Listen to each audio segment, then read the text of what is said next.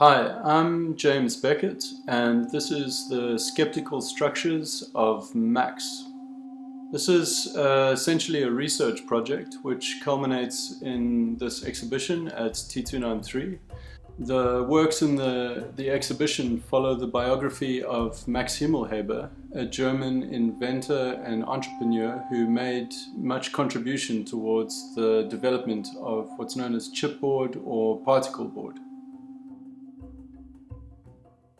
Initially, the production of chipboard was an act of frugality and, in a sense, an environmental gesture.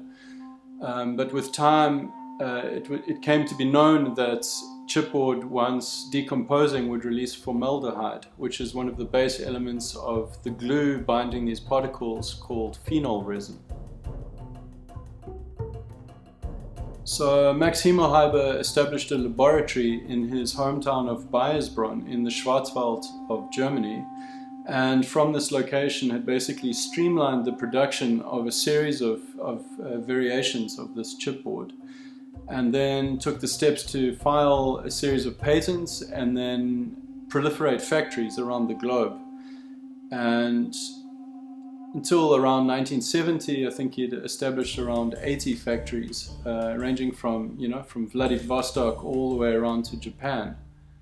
So quite key to Japan was the fact that multiple trips by Himmelheber made him very fascinated with Shinto animism.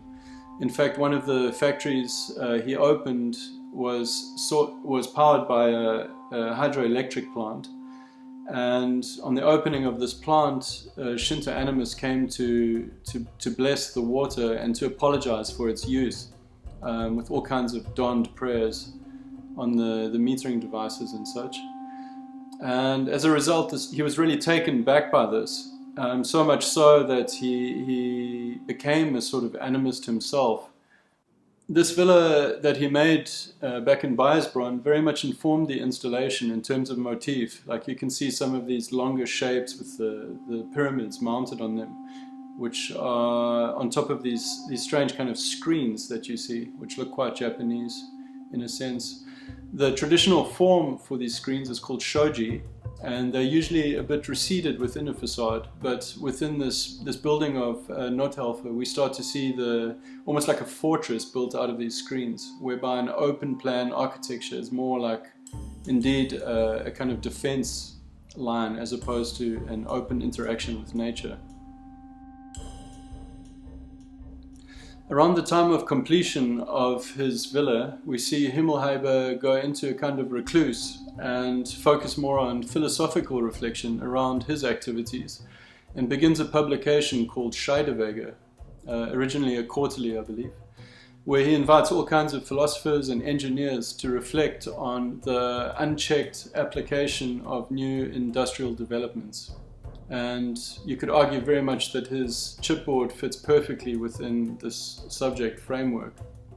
So along with this museum-like environment whereby there's texts which, for example, unpack certain objects and describe them, there's that language going on. But there's another layer of sampling, in a sense, of using artifacts, so trying to connect to some of the more ephemeral parts of this history of chipboard through, for example, items of significance. There are, for example, a series of panels which I found, which are from a Shinto temple that Himmelheber had realized at the back of his house, and even a kind of chicken coop, which I originally thought was a child's play area. So there's all these kinds of associative properties or potential of these artifacts to connect to this history. And perhaps the more contemporary layer of that would be the backbones of the installation, which are these panels taken from the street, which are all of these exhausted kinds of kitchens and wardrobes and TV stands, this high turnover of chipboard that you see from what is now 80% of all furniture, basically.